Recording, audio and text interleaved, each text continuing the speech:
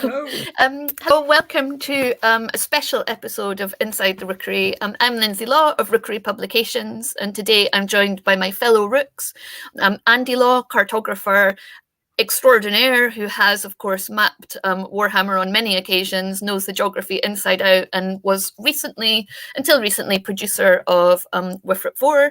Mark Gibbons, art director of Rookery Publications, concept artist and illustrator for video games, and of course, many of the images we know and love from classic Warhammer. And of course, Andy Hall, classic, principal writer and narrative designer at Creative Assembly, who we're really honoured to have join us tonight on the eve of Total War being released. The eve of Total War. Yeah, the eve of Total War. So I've popped up our Patreon link. That's how we fund these Inside the Rookeries. Do check it out if you would like to. And thanks, as always, to our patrons.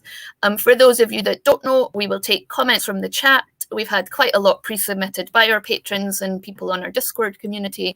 So I'll be bringing those up. And I will be bringing up your questions, some of which have already been submitted into... well, mostly YouTube so far, but we might see a bit of a rise in Twitch imminently, including this most important of questions. Who is fatter, Grom the Paunch or Grease the Skull 2? It's a controversial one to start us off. So, Andy, Paul, that is over to you. Welcome to the show. Oh, no, you're muted. Oh, he's not muted, but we can't hear. Ah, there we go. There we go. We can hear you now. Hello. It was fine in the sound check. Yeah, great things happen like that. Do I start off by answering that question? Is that... Well, if it's too controversial to start with, if that one's going to be controversial, we might as well pack up now. You can. It's up to you. You can say a few things about the game, your work on it, etc., or we can go straight into some of the pre-submitted questions, and then we'll get to the comments and chat. So Warhammer 3 is the final of this trilogy of games that I've been working on since 2014. I suppose previous to that, I was in the freelancing world for a couple of years. You know it well, just like you guys probably know it very well. And before that, I was in the Games Workshop studio on various things. White Dwarf for a good few years. I bummed around with Mark, Mr. Gibbons there. We had quite a few nights out in Nottingham. Yeah. With our compatriots, Graham McNeil, Eric. Oh God, those early 2000s were heady days.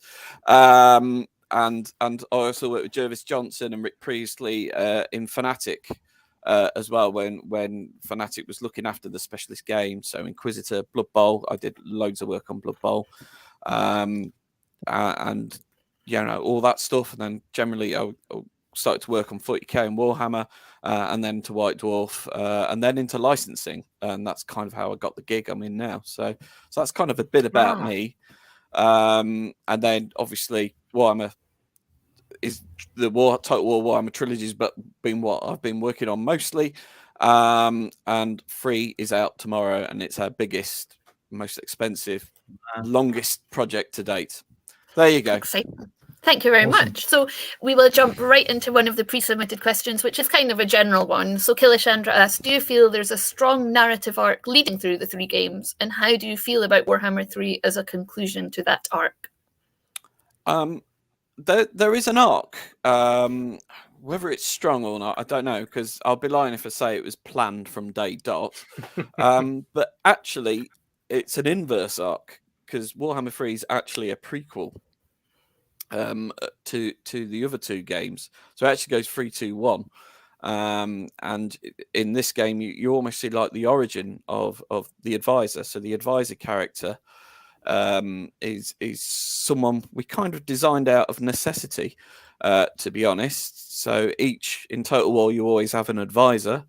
And when we started Warhammer 1, to be blunt, we couldn't afford 4 different racial advisors. Normally, in Total War, you get one human advisor, and you can give him different hats, and that works. But when we started doing a fantasy version of Total War, Of course, he's like, well, do we need a goblin advisor? Do we need a dwarf advisor? And all of a sudden, those costs, extrapolate quickly. So I thought we'll turn what is a weakness into a positive and make the advisor diegetic as a character that's kind of in game, and make him kind of his motives a bit mysterious. And this being Warhammer, so it kind of turned into this kind of agent of Zinch. It was almost sent to all these different races, and with the kind of goal to kind of motivate them into creating lots of war, because that's the change with the ways. And so that's how he came about, and he kind of started to get a bit of his own little fan base on his own. A lot of people hate him. They just try and turn him off in the options as fast as possible. So as the game's gone on, he's a little quiet in Warhammer 2, but in Warhammer 3, we kind of brought him back and really made him part of the story. And if you've seen those intro movies, which are great, if I don't mind saying so myself, they kind of show you actually how does this weird kind of older man approach Scarbrand, the god of raging, the demon of rage incarnate. How does that initial conversation go? And Grecius, Goldtooth, etc. So it's kind of his journey, bizarrely. Although obviously other characters have come into it, like Prince Yuri and his kind of arc throughout Warhammer 3. If you play the prologue, you'll see what happens to him in a very Warhammer conclusion. I've just realised I'm just going off on a tangent here, and so So we like it. That's the best way to deal with these things. That's how we like it. So to answer that question, yes, there is an arc. But it's kind of an inverse arc. Right, yeah. I'm just going to jump right to it, because there's clearly a lot of people that want to know the answer to this question. Are the dragon-blooded in Cathay born or hatched from eggs? There's multiple questions. Jack Barnett has also asked. Hi, Andy. I just need to know. That actually sounds quite desperate. Okay, well... I just need to know. Are the dragon-blooded Shugengan lords born from eggs if their mother is a Cathayan dragon? Thanks in advance. No, the dragon-blooded themselves they can trace their ancestry from the dragons, so they're still humans, but their ancestors were dragons in human form. So no, there's not this weird nest of these proto-humans come out. So disappointing. Sorry about that. The dragons themselves, I can imagine them being hatched from eggs. Yes, but it's Games Workshop's IP, not mine. So if or when the Cafe Army book comes out, they may make that point, but as I understand it, that begs a question. I've been wondering: is Grand Cathay been a perfect example? That's not something Games Workshop have made an army for. So, what was the challenge for you to essentially jump into that very very rigidly defended IP? Rightly so, and actually say, we want to open it up. We want to introduce a whole sort of army that Workshop has not really focused on before. Yeah, but it was led by Games. The creative drive was led by Games Workshop. And, if you were there, Mark, I'm sure you would have been the guy drawing all that stuff. It kind of we went to them. Weirdly, it's kind of. So I used to live in Nottingham. Surprise, surprise. And then I obviously got the job down here in Horsham, and I did this weird kind of commute for about 5 years, and they eventually persuaded me to move down. So I finally moved down, uproot the family, moved down, and then we went into COVID. So that was worth it. But anyway, so I did this 5-year commute. I would go down on a Monday to Horsham. That's a pretty long commute. You might have It is. wanted to look at something more efficient in didn't 5 do it. years. Oh, daily. But anyway, so when I was on the train, I had lots of time to think about stuff, as you do in the train. And I just came off the train into Horsham one morning. I went to Ian. I said we should get cafe, and he kind of he agreed because we knew we needed. In a demon heavy or a chaos heavy game that Warhammer 3 was going to be, we knew we needed some light, we needed some heroes to defend against the darkness of chaos. And we kind of already had Kislev on the table for that, but it wasn't enough. So we went to Games Workshop. We rang them up, as we often do, because we have a very strong relationship with the licensing team, and kind of pitched that we'd like to do cafe, fully expecting them to go no. But surprisingly, Owen, who was vaguely, he went, let me think about it. And then from there, people started talking. People much higher than me started talking, and before you know it, Games Workshop was developing cafe for us. Perfect. I mean, pretty cool. Awesome. What more could you ask for, really? That's just perfect. I had a lot of discussions with the licensing team when we were growing into other areas, and it was largely the same. They were just the best people to work with in general. Yeah, and I could, because they often joke about me being gamekeeper turned poacher.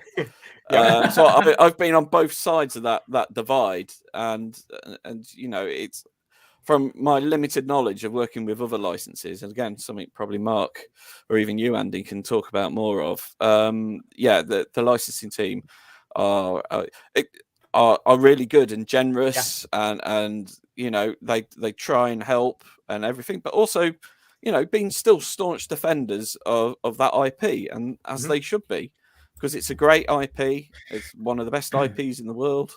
Absolutely. And it only takes one or two bad kind of decisions to start diluting that IP.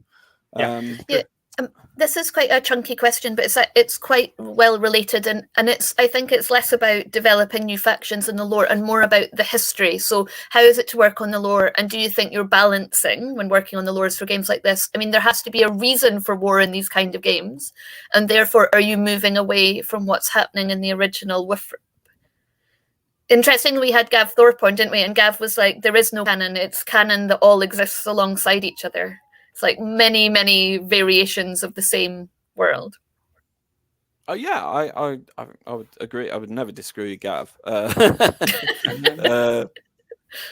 Well, again, with every other Wednesday, actually, we're in the midst of a Judge Dredd role-playing campaign at the moment. Nice. He's running. Anyway, a total aside there. So, how is it to work on the laws, and do you think you're balancing an edge when working on the laws?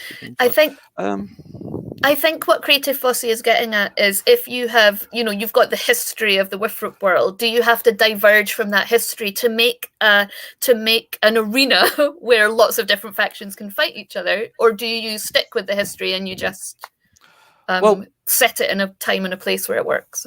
I mean, if you ask someone like Rick Priestley, who you could say is the grandfather of Warhammer, he was saying the whole background and lore is designed specifically to give players a reason for armies to fight. That's kind of the whole gig of both Warhammer and 40k. He always used to say there should never not be a reason for two friends to rock up with armies and fight, and that's why even the human nations are so kind of disparate. So if you've got guys that both have got an empire army, you just go, oh well, that one's Talabek land, that one's Ostland, and away you go, because there's always a reason to fight. Real friends don't leave each other out fights. No. No, wait, that's wrong. Kind of fundamental to the IP. That's why even the Space Marine chapters, there's plenty of lore instances of Space Marine chapters misunderstanding each other and going to blows where you would think there'd be this unified force for that. Even like the Imperium itself, it's made up of all these different institutions that deliberately kind of have different agendas and misunderstand each other. So there's always a reason for the Adeptus Mechanicus to have a scrap with the Imperial Guard, and it's just the same in the fantasy battle. So the whole kind of foundation of that is that there's always war. So and then stuff like the Wolf stuff comes along and obviously fleshes that out, but that's more on a individual or kind of hero group level. But even then, there's so many adventures where they're kind of stuck in the middle, doing their stuff, stuck in the middle of wars and battles. I think that they're quite fun. So we've got there's the Age of Sigmar role-playing game. So some not Tavagant has asked, should we have any hope of seeing end time content for TTW? Well, I mean, I'm not going to announce anything new in this. Okay, moving swiftly on to the next. Never say never, but we're at the start of Warhammer 3's roadmap, and there's so much there to come. I mean, we're only at the start of Grand Cafe stuff. To kind of circle back to what you asked me, Mark, how we worked it is basically, Games Workshop effectively generated a mock army book with eighth edition rules for us, because Warhammer Total War is based on 8th edition fantasy battle. They effectively created an army book for us, and then people like Mark Bedford just supplied troves and troves of concept art, and then we did what we pretty much always have done since I've been on the project, is we take that and we adapt it, and I think we may even be having a chat about that in a couple of weeks' time about how adaptation and stuff. So we could probably cover that in more detail then. But and it's the same for you guys that have worked on other licensed products. You just start to fill in the gaps that the army books don't cover, because they don't need to. They're focused on battles and history and setting up, like we've just talked about, setting up those national geopolitical confrontations, so you can just go into a fight and not worry too much about it if you don't want to. Yeah, I mean, that's core to what the role-playing game does. In general, that's provide all that extra context and detail that sits underneath the geopolitical horror of war. But what's life like on the ground? And that's largely what the role-play games are often dealing with.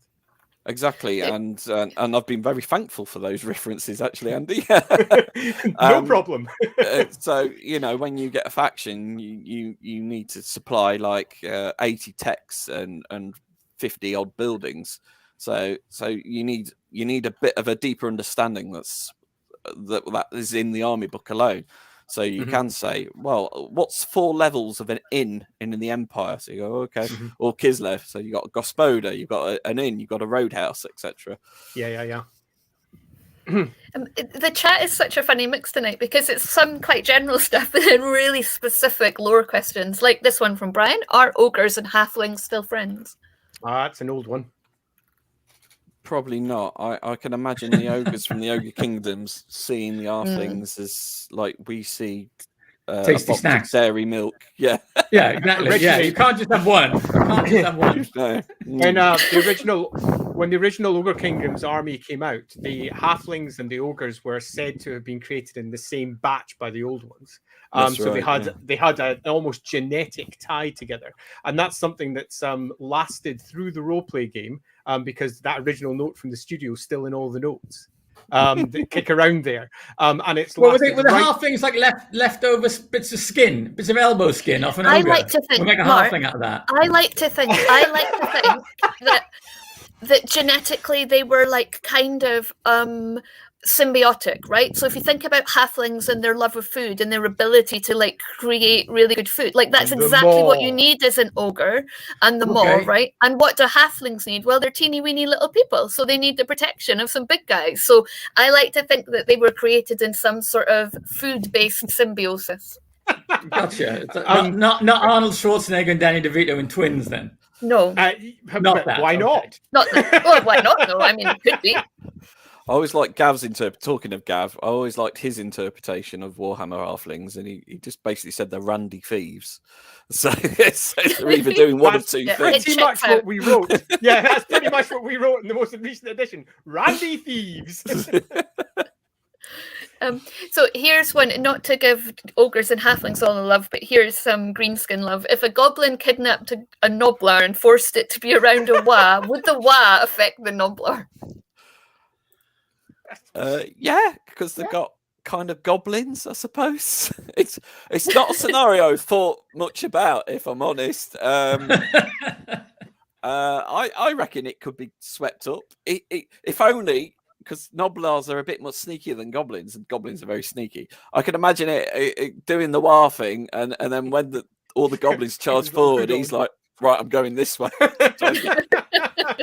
Like a sneaky git. You just call it. It would just be a nobwa. Oh, Mark! Thank you very much. You'll be here all night. Actually, Noctavigan, I did ask this question beforehand, so I'm going to ask it again. I noticed you have animals behind you, Andy H. What are they, and what are their names? Well, below you can't see, unfortunately. We've got Alarial. She is a brown rabbit. Just like real life. And above we've got George, who's got renamed to Bellacore because he did that to me the other day. Just before I was going into an interview with Microsoft, I got a massive scar. I gave him a kiss and he didn't want a kiss. So yeah. George, do you want to say, or Boris, or Bellacore even, do you want to say hello? Come on, you can come and sit with me while I'll answer some questions. Oh, Demon rabbit. Demon bunny. Aren't you? Aren't you? Go on. Infinite Saxon says you're a wizard. He looks like he's got kiss makeup on. He does. That's why we chose him. That is why we chose him. Trust you to notice that, Mark. God gave rock and roll to them. Oh my gosh, he really does so. He's got the cutest ears. I've been distracted by a bunny. So Jack asks, who are your favourite new characters from the new factions? Meow Ying, who's the Storm Dragon. I really like her because we've kind of burdened her with responsibility. She's like the eldest sibling, and there's a weight of expectation on her, and I kind of like it. It's a little bit, you try and get a little bit of the human condition into these characters, and because they're all kind of big superheroes, kind of, and also they're not the deepest characters in an IP because they're Warhammer characters, so you try and get a bit of the human condition in there when you can. So I like Meow Ying because she's got this weight of expectation, and the Iron Dragon, he's turned into a bit of a meme. He's a bit of a Chad bro. That didn't happen deliberately, but every interaction he seemed to have, like with the ogres or stuff, people seem to really like. So he's turned into a bit of a fan favorite. So I like the Cafe Dragons, and I like Prince Yuri. I just did like a kind of prologue to the prologue story of Prince Yuri about how, and that was cool to kind of experience kind of Kislev at that kind of level that we were talking about, which is a bit less than the geopolitics stuff. Did you like that? Yeah. Let me put you back. There you go. Okay, here's one. Are the Snake Men of Koresh similar to the Dawizar Akka, biding their time until they can rule the world again? Meanwhile, they just keep to themselves for the most part. They could be. Who knows? I ain't going on. Okay, we'll move on from that one. Mojo asks, why can't the ogres move their camp? I thought it would make sense to move around and do mercenary work a bit. It just seems it would tie in with their contracts mechanic. Yeah, I think there may have been a technical limitation there, but I think you can move it. You just got to take your buildings down first. But stuff like that will come out of those initial kind of fan feedbacks, and we will, it's going to be a live game, so we will try and improve the game where we can. I've seen that feedback before, so that's probably one of those that's already on the hit list for improvement. This may just be a no comment. Hammond, is Elspeth von Draken one of the lost dragon child? Well, it's good speculation, though, isn't it? Good speculation. Yeah. I was like, oh. We'll keep that as speculation. I like it. One from Brian. Do you think Tombstwigs are still a thing that exists in Warhammer? They could be. I mean, it's one of those things. I'm sorry. What I should know this, I suppose. But what are they like cave squigs that have got stuck in a tomb? Andy, is it that simple? I think the best answer to this one's the same answer it always is. Sure, until Games Workshop says it isn't or says it is. Because Games Workshop will often come back, they'll look at their older IP and they'll say, actually, I really like this bit. Let's update it, reskin it, do something really interesting and new with it, and then present it in a new fashion. And I think that's one of the great joys of Warhammer stuff in general. Nothing's ever really gone. Ever. Well, it's it's like the death of the old world, and it's kind of we're actually gonna the move to Age of Sigmar, which we talked about a little bit when Gab was on, which was shocking to fans of that 30-year-old IP initially. Now seems to really be bearing fruit, but still the fact that they're bringing back the old world. And I want to ask Andy, is that, you think, in some part a response to the popularity of the Total War Warhammer series? Do you think that's had an effect on, maybe we should do more with this? I think so, yeah. Yeah, if this is purely from my speculation rather than anything I've been told. But yeah, when you're shifting millions of units of a game, based on a certain IP, those rights holders are obviously going to take note of that and react. Now it's Games Workshop reacting, so that that takes a long time. It's a big oil plastic tanker. Soldiers to make, really. Yeah, but yeah, I think, and again, this is just my perspective. I think so. Yes. Yeah, the licensing success of Warhammer is clear. So why not? Yeah, exactly. Yeah, exactly. So Killish Andrews asked, what do you feel is your strongest non-Warhammer influence on your writing for Total War Warhammer as a whole? There's certain TV shows and programs when I was young, and I'm a child of the early 80s, born in 77, born in year of Star Wars. I think stuff like the Dark Crystal certainly kind of imprinted on me. The adventure game, some really old stuff. Yeah, exactly. And 80s cartoons, He-Man, all that kind of stuff. It's all mixed in there, definitely. And books. I was reading books from an early age. Obviously, the obvious ones like Lord of the Rings. But yeah, I think I've certainly kind of. Yeah, certainly some of those early Jim Henson stuff was, and not the Muppets, although I like the Muppets, but the more kind of, the fantasy stuff Jim Henson did is certainly kind of in there, I think. Good one. Yeah, Long Shadow's just joined us, and I saved his question till he did. It's just coincidence, Long Shadow. I haven't actually been stalking you in the comments. So Long Shadow asked, following on from a little discussion on Twitter earlier, out of the Stout House, Pyres, and the Bear, which one feels most like a Warhammer tavern to you? I think the Stout House, but we have a Stout House in Horsham, so... It's a great tradition in Warhammer to name your pubs and various local locations after whatever's around you. I remember the first time I moved to Chewton Street when the head office was there, and I passed by Stirland Carpets, and I was like, "Yep, I'm in Warhammer Town. I have arrived." that was a long time ago. It was, yeah. I think I managed to go to Chewton Street a couple of times. God, that was for me. That was like, Charlie arriving at the chocolate factory. Yeah, it was amazing. That's exactly what it was. Went to meet Andy Chambers, who was like a hero of mine, still is. And then I spent another year and a half in mail order, earning my stripes before I could get there. But I loved it all. Trolls.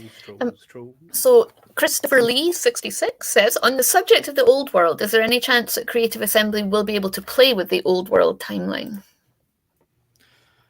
Again, I think that may be up for discussion, but at some point. But I think they consider it a new license because it's kind of a new game with a delineation of the timeline. You know, it's happening centuries ago. So there's certainly no plans at the moment for anything like that. Graham Davis has popped into the chat to say there's a green dragon in Horsham too, and Long Shadow says that he can name more. I don't even know where Horsham is. How do you all know about the pubs of Horsham? Mark, do you know where Horsham is? It's on the south. Is it on the south coast? Well, not quite on the south coast because I'm between it. So there's Worthing, which is about 5 miles that way, and then Horsham, which is like 10 miles that way. It's basically, you know, there's Guildford, and if you keep going round, you'll get to Horsham. Right. Just past Leatherhead. There you go. Oh. Yeah, no, again, not a part of the country I was ever that familiar with. No, well, Jack until this job, I was never familiar with it.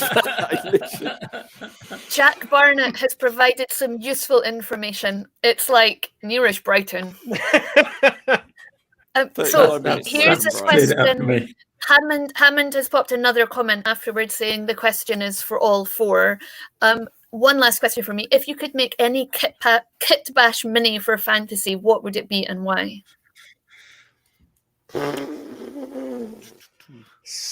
Oh, I've actually got it's on my that's my painting desk behind me there, and it's on my desk ready to roll. I'm going to kitbash from I'm a big Nighthaunts fan, and I'm going to kitbash from the Lady O'Leith miniature, a Mary Lloyd, which is a Welsh folkloric New Year's creature, which is essentially a sheet with a horse's skull and bells hanging off it. And I reckon she'd be the perfect donor model to make that happen. So that's the plan. I actually intend to kitbash that one. That's very Gibbons-like. Totally is.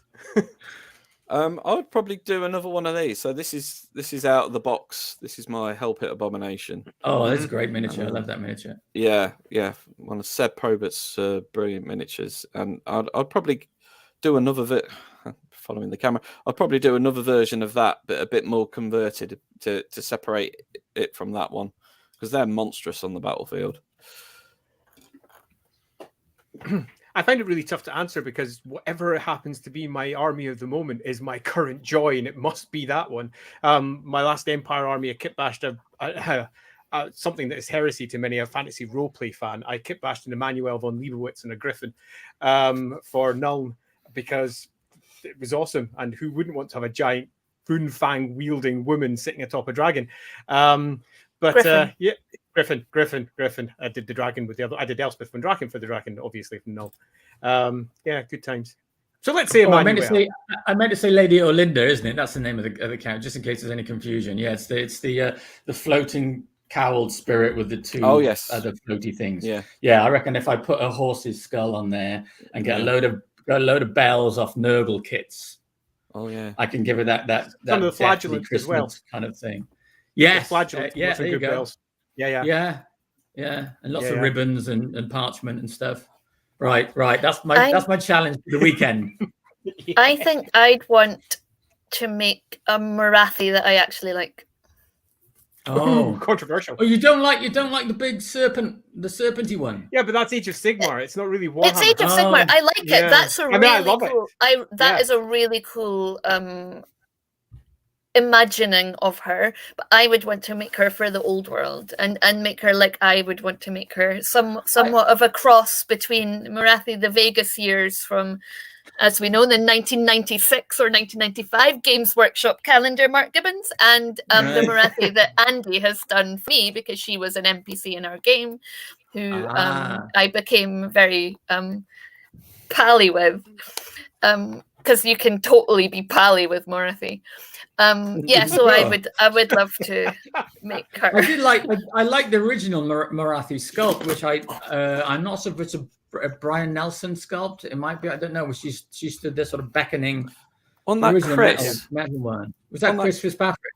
Chris Fitzpatrick, yeah. Wasn't it based on your Yeah, image? which is Yeah. why I liked it. Yeah. Well, you draw something and you throw it out into the void. And I you love hope that picture.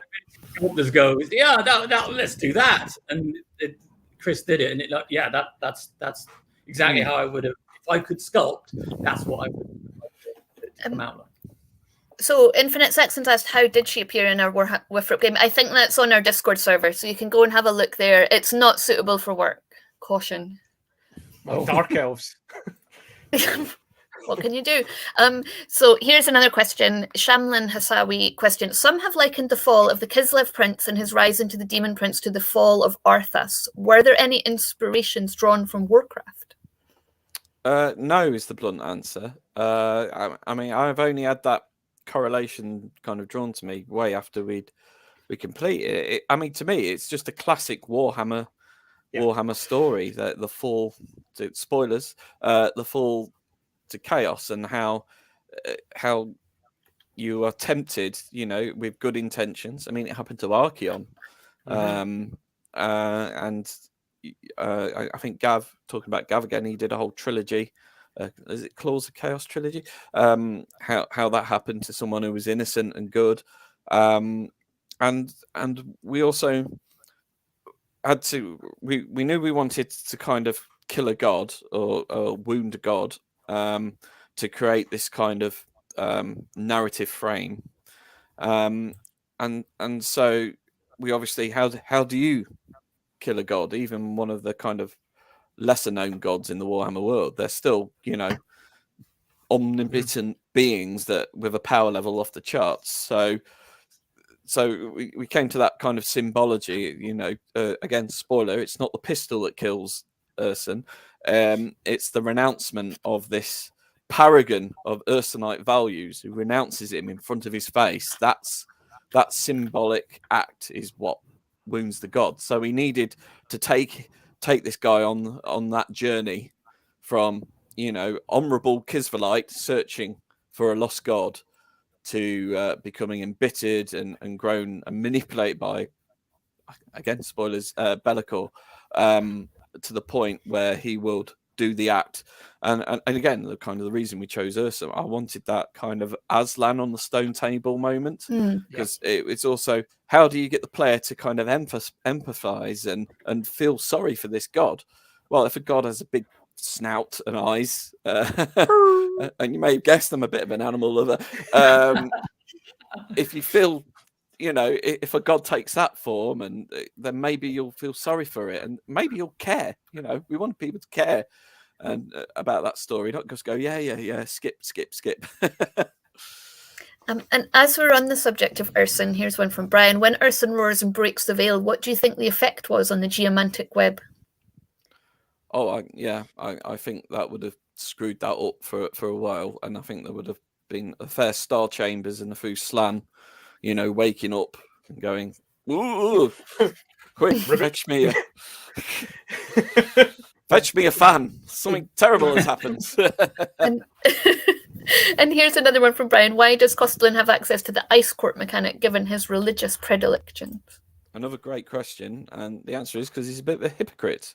Because I've never known any religious leaders like the best religious leaders. Let's just look across to some of those preachers in America that take Jesus' name and also ask for millions and fly in private jets.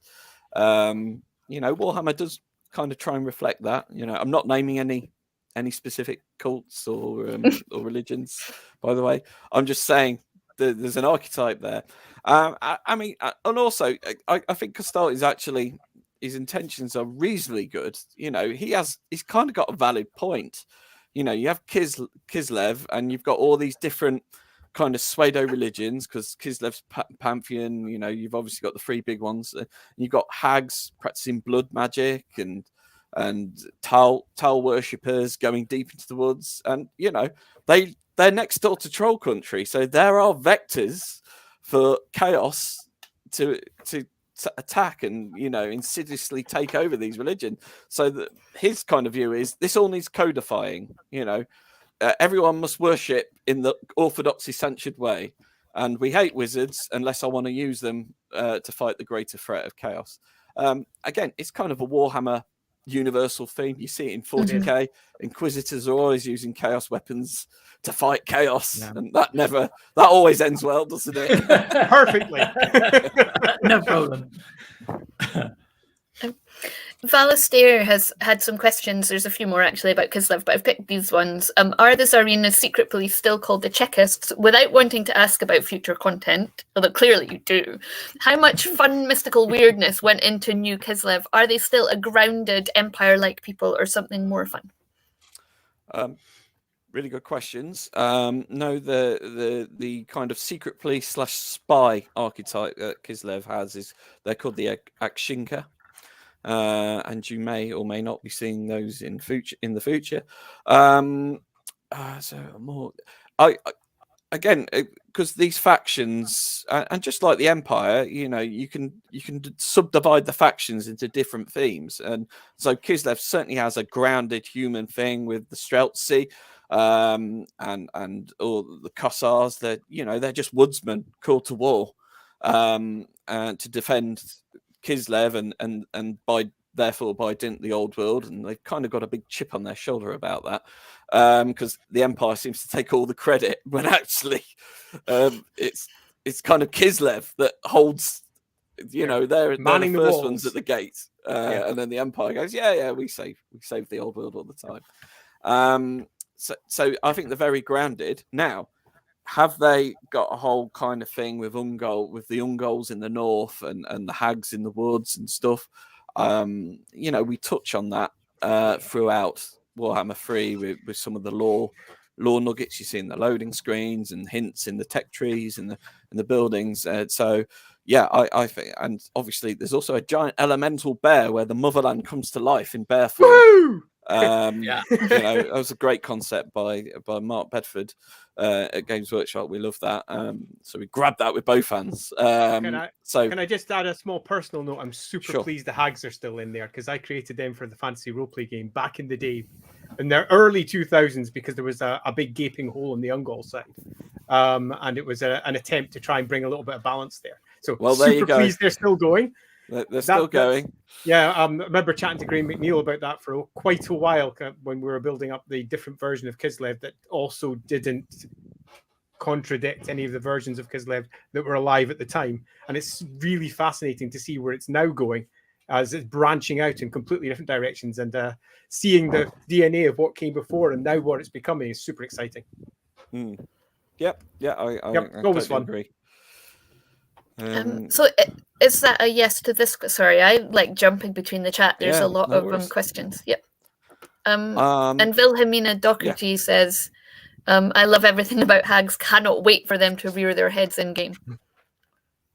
Also, Wilhelmina has asked, sorry if I've pronounced that wrong, how do you spell that spy name? Are you at liberty to say?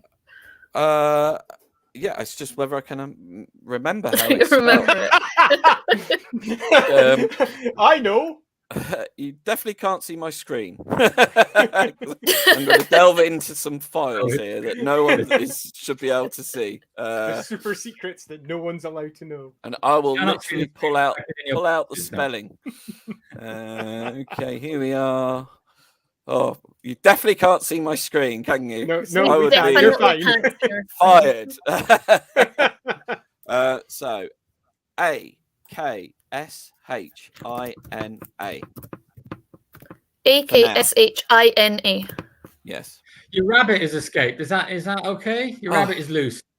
No, you get back in there. Be'lakor is on the move. It is. Yeah, well, that's chaos for you. Because Alarial's down here, and as I mentioned to you guys earlier, he wants to be friends. Yes. Again, and that's chaos. She doesn't want to be friends with him. Hammer of Martell has asked, any thoughts on Drakenfeld? Old Drakenfeld. I think about him all the time. Who doesn't? I listened to the audiobook not long ago. It was awesome. Yeah. if it's pertaining to Warhammer 3, probably don't hold your breath, other than maybe some hints in some lore blurbs. But yeah, I mean, he's always somewhere. He's like ever present. Mm. You can Constant never Drakenfeld. get rid of him. Yeah, exactly. On that, there was a debate okay. whether his castle was going to be included on the Reichland map that we did for Warhammer Fantasy Roleplay. That was a definite quick ping to Games Workshop. Do you mind? And they were like, nope, go ahead. That's our stuff. We love it. Make sure that you include all those little snippets.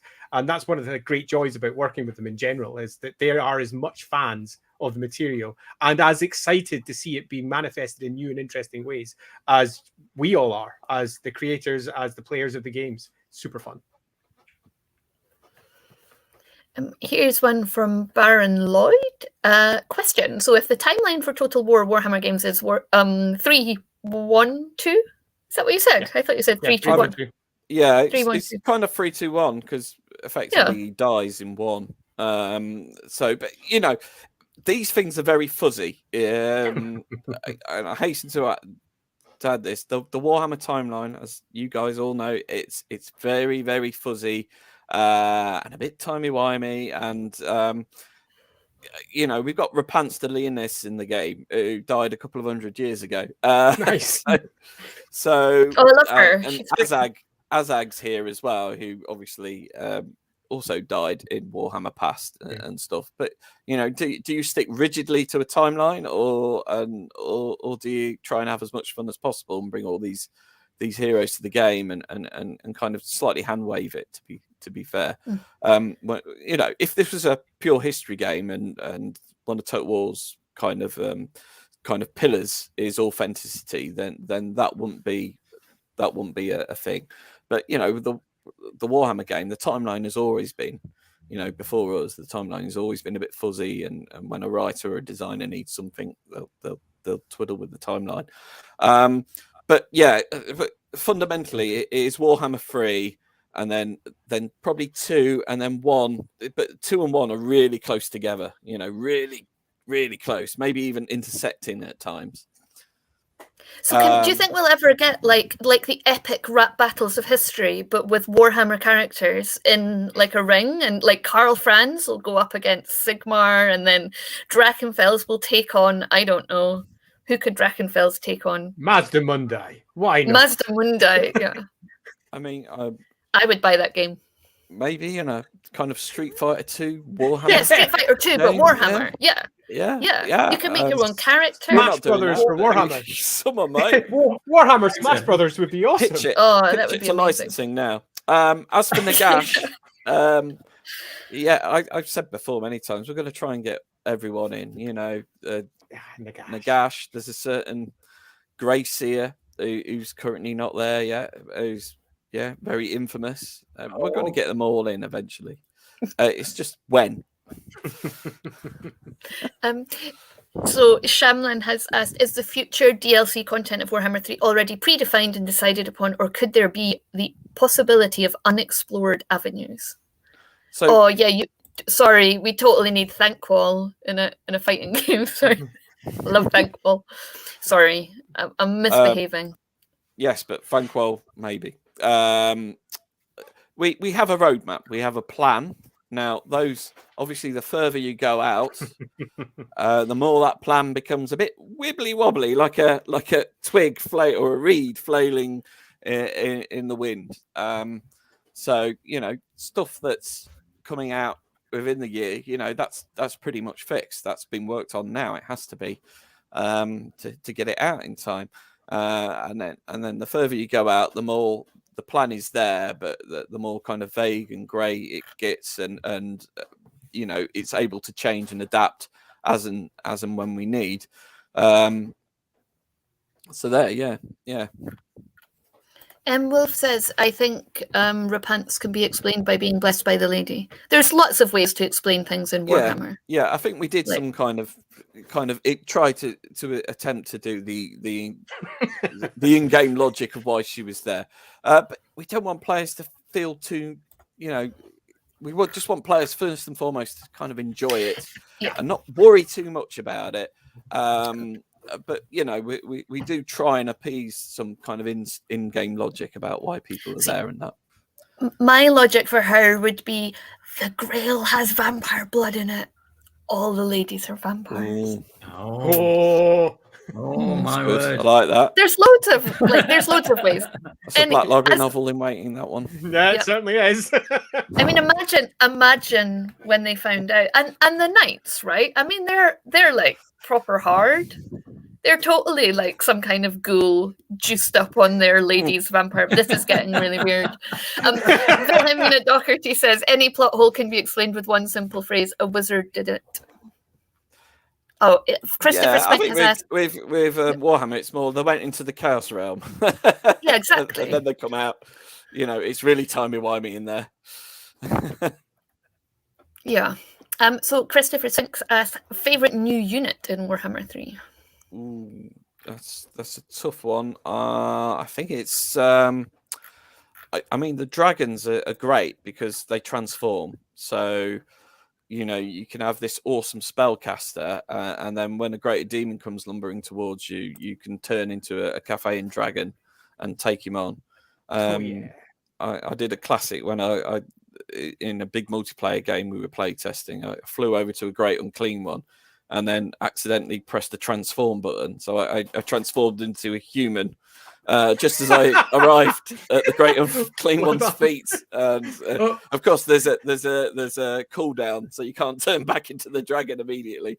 Also, the fire rain rockets in Cafe are really cool. And if you press the insert button, when you're controlling that unit, you can, just like all the artillery in Warhammer, including the Goblin Doom Diver, you can go and manually fire that from its point of view. That's really hard. And way back in Warhammer 1, you could do that with the Goblin Doom Diver and even direct the Doom Diver himself. So that's always fun. On the Chaos side, Nakari's cool. I have to say the from the trailers, the rolling ball of Nurglings is probably my favorite thing. That's amazing. Yeah, the art and animation team really. That's so cool. Yeah, I said to them at the time, I said they're basically terrible puss-filled toddlers. Exactly. And they just went nuts with that concept. We even went to a nursery that was nearby, and we did a load of recording, and I got loads of kids to sing Nurgle nursery rhymes. Brilliant! I love that. We couldn't get it in. Oh no! That happened in February, and then in March COVID happened, so we had to abandon that part. So they've got a more kind of traditional kind of sound design. But we'd started getting the kids going, but we needed to do pickups. Beautiful. And obviously in March of 2020, two strangers going into a nursery wasn't going to happen. No. So Wilhelmina asks, what's your favorite faction team up to make with the new outpost recruiting feature? I love making friends with the dwarfs because dwarf artillery is awesome. Make friends with dwarfs and help those kids with lights out with organ guns and flame cannons. Definitely that. I mean, when dwarfs are playable, by the same token, we can start giving them cavalry and stuff, but we're not quite ready for that yet. Definitely fill in the holes in your roster with dwarf artillery is my go-to. No matter what those holes may be. Yes. More artillery. More short bearded guys with lots of guns. I was just looking so there was some questions about hobgoblins, but now I've lost the question. So I've lost it. There's too many questions. Let me pull up the most recent one then. Thank you. Oh, here's one I wanted to come back to. Oh, so much for Emerald. Sorry, Andy. How did the Henry Cavill Witcher Easter egg come to pass? The noble hero in Eltharian's campaign, and then we will come to that one that you just got. Yeah, he's a massive fan of the game. I think he's kind of on record and saying he's played it at Warhammer 2 6 times and that. So he'll be. I'm assuming he'll be playing Warhammer 3 as and when he can. Yeah, so we thought we'd pop that in. Yeah, I mean, he's a big fan of Warhammer in general, isn't he? He's gone on record several times. Yeah. There's an interview with him that I saw, and he was like, "Look at that chandelier," and I looked at the chandelier, and I was like, "Oh my god, a black stone fortress!" And then he was like saying to the interviewer, "Like, you're not going to get this, but this is for the true fans." And I was like, "It's me. I'm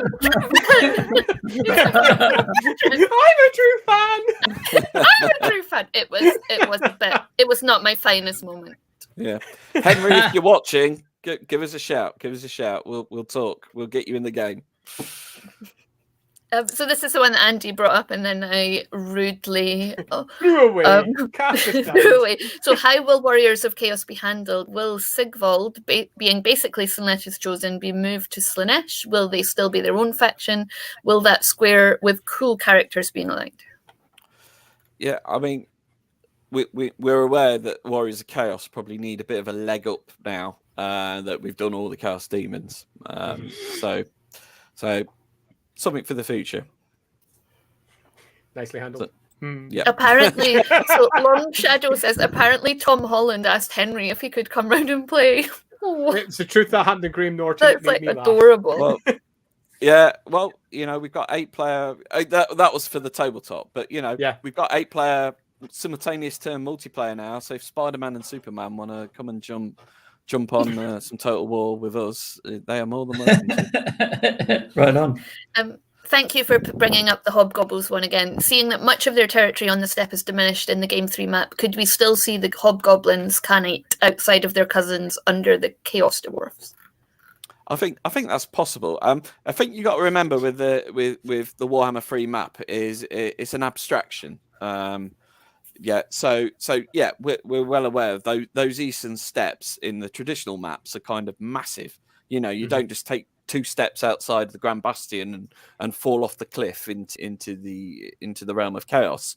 We know there's hundreds of miles away, but you got to remember when you're designing a game that real estate on a map is an absolute premium. As big as our map is, it's like twice the size of Warhammer 2's map, but it's still at a premium, So, and all that area is effectively dead area because Cafe doesn't come out of its Great Bastion. That's their whole shtick. Yeah. So if we squeezed Cafe and gave the Eastern Steppes, hundreds of miles of red wasteland, is that the most efficient way of using that, or do you use the abstraction to kind of represent it's there, but all the gameplay is focused on the Great Bastion and the Cafe's Dragons attempts to maintain the Great Bastion and having the Kurgan tribes coming against that. So don't always take that map as literal. It's an abstraction, so we can get the best gameplay possible. Does that make sense? Was that a bit ranty? Yep, that makes absolute sense. I mean, indeed, it supports something that we had on the fantasy roleplay side when we were looking over the Total War maps, and we had a nice little note from Games Workshop saying, yeah, they're fine, but don't see them as a real-world version of what we want the Warhammer world to be. See them as a reflection of what they need for their game, and it's perfect for them, but for what you're doing, you can take the original wide expanses and explore them as you want. So that's us pretty much come up to our hour of chat. Wow. Flew by. It did fly by. So thank you, Andy, for joining us and answering all of these many questions. No worries. Thanks to my fellow Rooks. And the eggs questions. So on Saturday, if anyone wants to join us, we're talking to Morten Stormdahl of narrative director for Fat Shark, and I'm sure we will probably be talking about Vermintide if you're a fan of those games. How about that? He's yeah, quite. Yeah. Will you be first one, stalking not the the chat? second one. Yeah. And Morton's going to talk about working on other people's IPs as well. So we're looking forward to that. As I said, thank you very much for joining us. Thanks to everyone who joined in the chat today. Thank Including you Bellacore. to Alarial and Bellacore. I'm going to try and get Alarial, see if she'll make an appearance. Hold 1 second. Okay. An important appearance before the stream ends.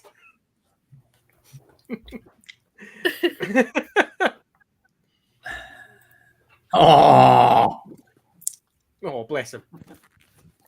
Or, pardon me. There she is. Oh, There she is. she's There's very Alarial. sweet too. You're the Ever Queen, aren't you, darling? Totally is. You don't bite Daddy or in his head, do you?